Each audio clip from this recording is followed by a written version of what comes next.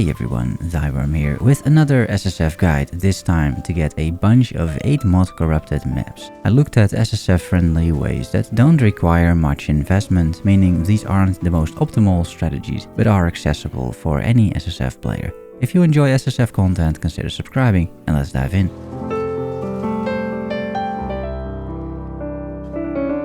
Let's start with explaining why 8 mod corrupted maps are good. It's pretty simple. In Path of Exile, the more affixes or modifiers you put on a map, the more rewarding that map is, and 8 mods is the maximum you can put on maps under normal circumstances. These maps have the most monsters and loot in them, but are also the hardest to run because they have more modifiers. An additional disadvantage of 8 mod corrupted maps is that they are clearly corrupted, meaning you can't change them anymore. So if you roll a mod that you can't run, like Reflect, you can't run the map. That is still fine, your map runners in King's March are happy to run these things for you and bring you back a bunch of rewards. 8 mod corrupted maps will likely be the basis for several other strategies that you may find by me or other PoE creators, and in trade they are currently incredibly cheap. In SSF, however, they're not that hard to get either. I tried 3 different strategies, all with very similar results, so let me share the one which I feel is the most flexible and viable.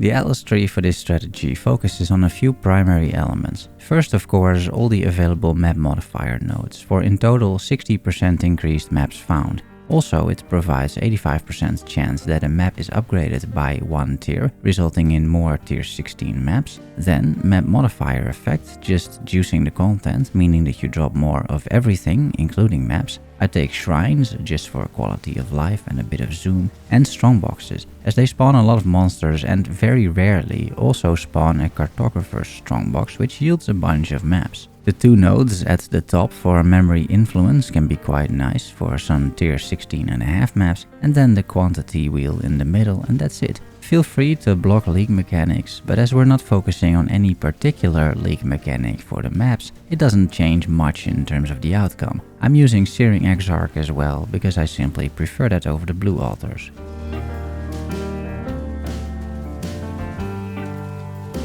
I made a video on how to get infinite scarabs in SSF yesterday, so watch that if you are in need of more scarabs. For scarabs, there are 2 mandatory scarabs: the cartography scarab of escalation, increasing the number of maps dropped by 10% for each map modifier, and the cartography scarab of corruption, making any map that drops an 8 mod corrupted map. Outside of that, you can take anything, honestly. Sacrifice fragments for map quantity, pack size, additional rare monsters, whatever you have. As long as it adds monsters or quantity to the map, it is a good pick. I went for influencing scarab of hordes, scarab of adversaries, and a regular ambush scarab. This is meant to be flexible, so you have options as an SSF player. An honorable mention is the cartography scarab of multitude, adding monster packs that drop more maps. By no means necessary, I didn't run it in this test run that I will show, but clearly a good choice if you have those lying around.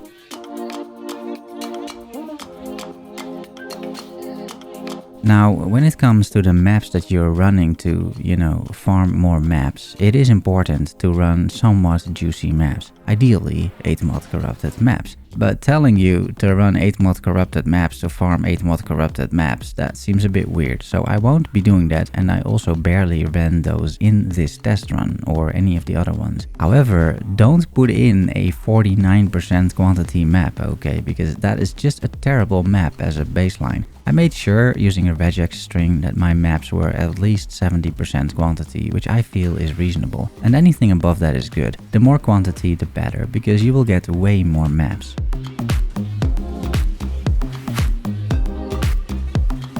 There are a few mechanics you'll encounter to multiply the map drops. The first thing, Eldritch Altars are common, and ideally you pick, of course, any map modifiers. Map duplication is amazing, clearly. As long as you can survive the downsides, I would pick it. We're not here to gain levels, we're here to farm maps after all, and 6 portals is a decent defensive layer. Other good options include quantity and quality.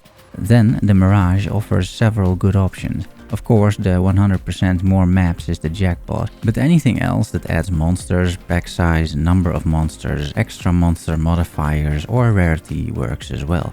Very rarely, you might get lucky in the wildwood, spawning an altar with a chance to duplicate maps.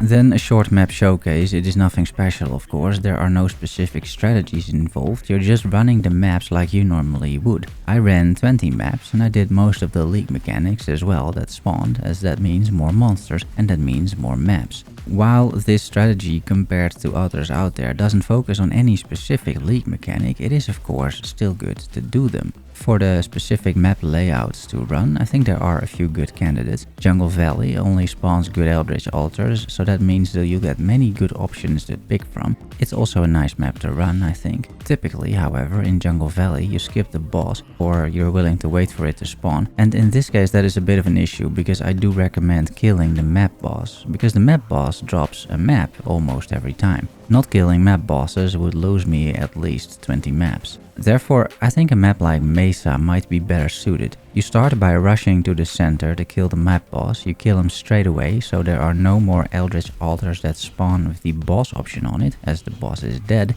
and then you just clear the rest of the map. That is the strategy that I used for the most part, and I think it is a clean strategy. On top of this, the Mirage can spawn near the boss, allowing you to kill him twice for more maps. Otherwise, there's nothing special that is required. I really wanted to keep this a simple and generic strategy and therefore accessible.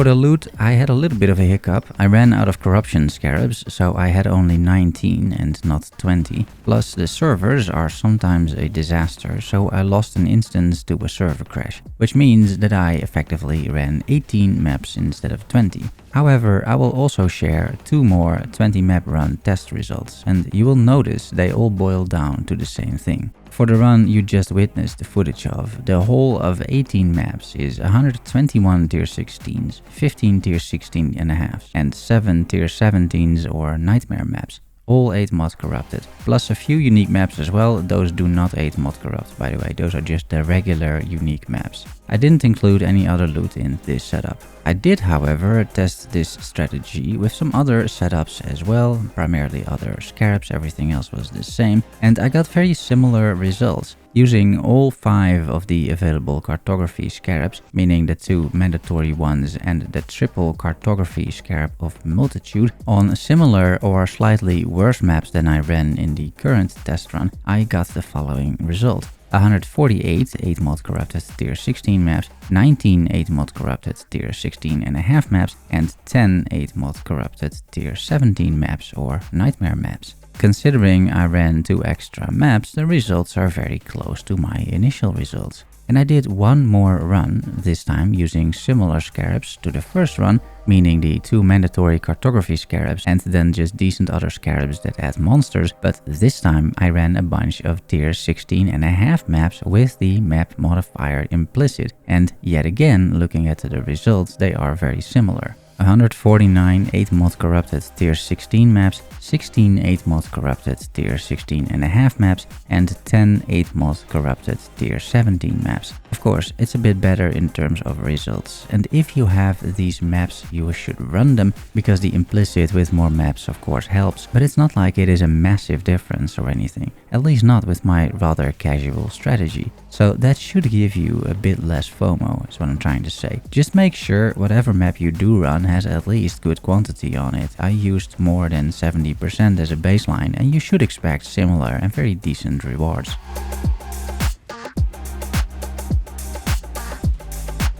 In total, I farmed over 500 8 mod corrupted maps using a very casual SSF-friendly, not too sweaty strategy by running only 58 maps. On average, that is around 9 maps per map run. That is a decent return, I feel, especially if you just want to start a little collection so you can use that as the starting point for some truly degenerate map blasting. Because that's what we're here for. Because obviously, once you have collected another batch of cartography scarabs, and this time you use the 8 mod corrupted maps to farm even more 8 mod corrupted maps, I think you may well double the yield. And maybe at that point it is time to look even at more efficient strategies as well out there. For now though, this should get you started without too many issues, and I hope it helps. Please let me know in the comments and I will make sure to improve on this for next time. Thanks for watching and making it to the end. Love you all. See you soon. Bye bye.